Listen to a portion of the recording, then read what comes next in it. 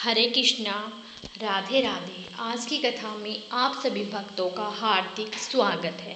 भगवान श्री कृष्ण, श्रीमती राधा रानी की कृपा सदैव आप और आपके समस्त परिवार पर बनी रहे। और अब भगवान श्री हरि विष्णु का ध्यान करके आज की पावन कथा का प्रारंभ करते हैं। मार्कंडेय जी कहते हैं कि हे राजन, जो मानव ध्रुव तीर्थ में स्नान करके ध्रुवेश्वर महादेव जी का भक्तिपूर्वक पूजन करता है, वह शुभ विद्याधर लोक में 1 लाख वर्षों तक राजा के पद पर प्रतिष्ठित होता है। नर्मदा तट पर एक नक्षत्र नामक तीर्थ है, जहाँ सभी पापों का नाश करने वाले ऋक्षेश्वर महादेव प्रतिष्ठित हैं, जहाँ 27 नक्षत्र सिद्धि को प्राप्त हुए हैं। उस तीर्थ में स्नान करके लोग स्वर्ग में जाते हैं, और जिनकी वहाँ मृत्यु हो जाती है वे फिर जन्म ना लेकर मुक्त हो जाते हैं, अर्थात मोक्ष को प्राप्त हो जाते हैं। तदंतर वराह नाम से विख्यात एक श्रेष्ठ तीर्थ है, जहाँ कल्याणदायिनी नर्मदा शुक्रा कहलाती है। वहाँ एकादशी तिथि को स्नान करके शास्त्रोक्त दान आदि सत्कर्म करने के पश्चात जो विष्णु प्रायणवर्ती पुरुष द्वादशी को शुद्ध भाव से गंध पुष्प धूप दीप और नैवेद्य आदि के द्वारा भगवान वाराह की पूजा करता है, वह भगवान विष्णु के वैकुंठ धाम में सदा आनंद भोगता है। जो ब्रह्मचार्य का पालन करते हुए क्रोध को जीतकर वैष्णव धर्म में तत्पर होकर भक्ति पूर्वक वैष्णव ब्राह्मणों को भोजन कराता है तथा विष्णु धर्म लिखवा कर श्रोत्य ब्राह्मणों को निवेदन करता है, उसे ब्रह्मा विष्णु और शिव तीनों देवता वर देते हैं। विद्या दान से बड़ा और कोई दान नहीं है। उसके प्रभाव से दाता को सभी फलों की प्राप्ति हो जाती है। तदंतर चंद्रायण नामक एक उत्तम तीर्थ है। पूर्णिमा तिथि को जब चंद्रमा का रोहिणी नक्षत्र से योग हो तब उस महोत्सव की बेला में सब सिद्धियों को देने वाले भगवान चंद्रभूषण की पूजा करके मानव स्वर्गलोक में प्रतिष्ठित होता है। जो परम धर्मात्मा पुत्र पूर्णिमा तथा सूर्य ग्रहण के अवसर पर पितरों के लिए तिल और जल की अंजलि अथवा पिंडदान देता है, उसके पापात्मा पितर भी तृप्त हो जाते हैं। वही द्वादश आदित्य तीर्थ भी हैं। वह उत्तरायण काल में पुण्य की वृद्धि करने वाला है। हे राजन, वहाँ संक्रांति काल और विश्व योग में स्नान एवं सूर्य देव का पूजन करके मनुष्य सूर्य लोक में सम्मानित होता है। उत्तर दिशा में शंकर नामक शिवलिंग बताया गया है, जो अमावस्या में भगवान शंकर का पूजन करता है। वह सब पापों से मुक्त होकर ब्रह्मा लोक में प्रतिष्ठित होता है। उसके बाद विश्वविख्यात संगम तीर्थ है, जहाँ नर्मदा के साथ दत्तात्रेय नदी मिली हुई है। वह उत्तर की ओर से आकर मिलती है। देवता और दैत्य सभी दत्तात्रेय नदी को मस्तक झुकाते हैं। वहाँ संगम में स्नान दान और भगवान विष्णु का पूजन करके मनुष्य श्री हरि के लोक में जाते हैं। मेधा तिथिकर स्कंद श्रावणी कौशिक मनु कश्यप गालव तथा तपोनिधि मैत्रेय यह और दूसरे भी उत्तम व्रत का पालन करने वाले बहुत से महर्षि इस तीर्थ के प्रभाव से उत्तम सिद्धि को प्राप्त हो जाते हैं।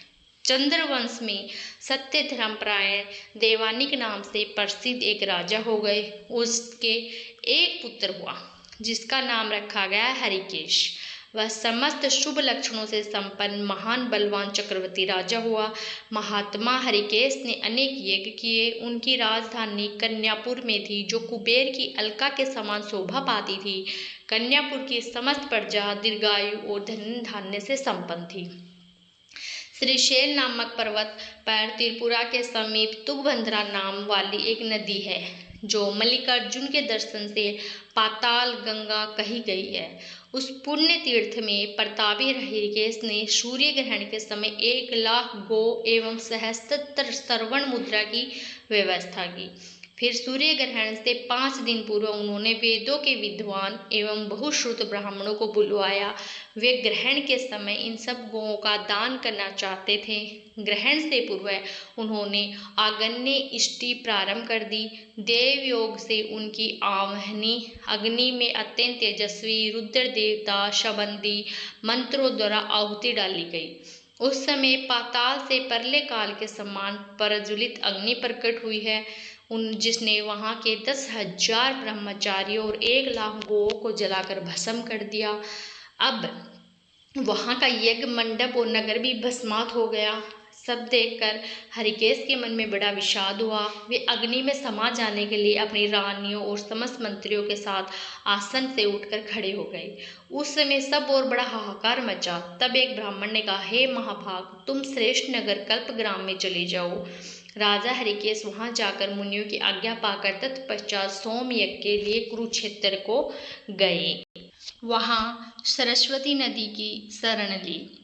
वहां पहुंचकर उन्होंने शिव और विष्णु और सरस्वती का स्तोत्र एवं जप किया। वे बोले कि मैं कुरुक्षेत्र को जाऊंगा और कुरुक्षेत्र में ही निवास करूंगा।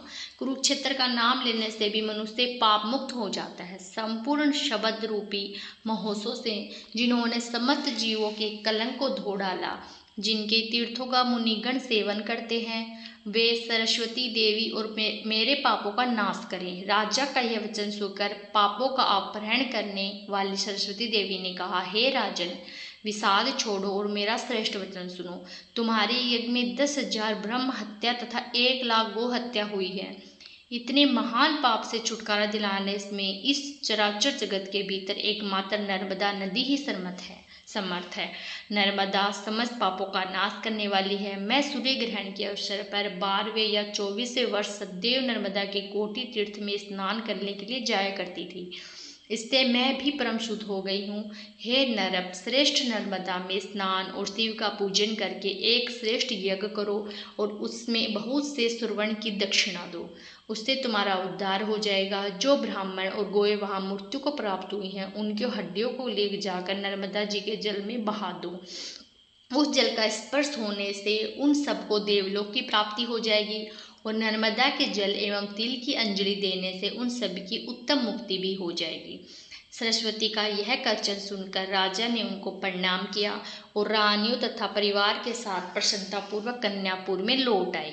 वहां जाकर राजा ने सेवकों की आज्ञा दी कि तुम सब लोगों यह सब आवश्यक सामग्री एकत्र करके यज्ञ की सामग्री भी साथ लेकर नर्मदा नदी के तट पर चलो। यह आदेश पाकर सेवकों ने अन्य सामानों के साथ उचित रीति से उन ब्राह्मणों और गौओं का अस्थि भस्म भी वहां पहुंचा दिया। तदंतर वह अस्थि भस्म आदि नर्मदा के जल में मंत्रोच्चारण पूर्वक बहा दिया गया और उत्तम विधि से पूजन करके हाथ जोड़े हुए राजा ने देवता और ब्राह्मणों को तृप्त किया। उस स्थान पर एक स्रोत प्रकट होकर नर्मदा के जल में जा मिला। वह नर्मदा संगम गंगा जल के नाम से प्रसिद्ध हुआ। वहाँ गंगा जल वही एक सिद्ध लिंग भी है जो ब्राह्मण और गौ उस प्रलिंग द्वारा दग्ध हुए थे। वे दिव्य विमान पर आरूढ़ होकर आशीर्वाद देते हुए हरिकेश की प्रशंसा करने लगे। हे महाभाग, तुम्हारे प्रसाद से हम सब लोग दिव्य लोक में देव भाव को प्राप्त हो गए हैं। ऐसा कहकर वे सभी विष्णु धाम में चले गए। राजाओं में श्रेष्ठ हरिकेश भी अत्यंत प्रसन्नता के साथ लोक पावनी नर्मदा नदी को नमस्कार करके एकाग्रचित होकर उनकी स्तुति करने लगे।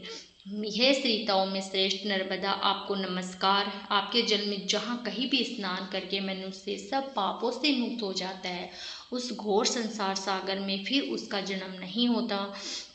कोई भी बलवान सहस्त्रों जन्मों में भी अपने वेग को रोक नहीं सकता। अपने संपूर्ण चराचर विश्व को अपनी जल से व्याप्त कर रहा है। हे महादेवी, आपको भी प्रसाद से मनुष्य की इस भव सागर से मुक्ति होती है। राजा के स्तोत्र सुनकर नर्मदा नदी देवी ने उन्हें प्रत्यक्ष दर्शन दिया और इस प्रकार कहा कि हे महाभाग, तुम अपनी इच्छा के अनुसार वर मांगो। हरिकेश ने कहा कि हे देवी, आप मुझे पवित्र कर दे। आपके जल में स्नान, आह्वान, अपान तथा आपके नाम का स्मरण एवं कीर्तन करने से तत्काल ही 7 जन्मों के लिए किए हुए पाप नष्ट हो जाएंगे। नर्मदा बोली, हे नरपश्रेष्ठ एवं मस्तु। ऐसा कहकर नर्मदा देवी वही अंतर ध्यान हो गई। तदंतर चक्रवर्ती राजा हरिकेश ने साष्टांग प्रणाम करके इच्छू चलने वाले रथ पर आरूढ़ होकर अपने नगर में प्रवेश किया। वहाँ अंतःपुर एवं परिवार के साथ उन्होंने प्रचुर भोगों का उपभोग किया और अंतकाल आने पर वे देवलोक को प्राप्त हुए। जय भोलेनाथ। आज की कथा का यहीं पर समापन करती हूँ। इसके आगे का वृत्तांत आप कल की कथा में सुनेंगे। ओम विषम विश्वर वटकारो भूत भावे भवत प्रभु भूत करत भूत भरत भावो।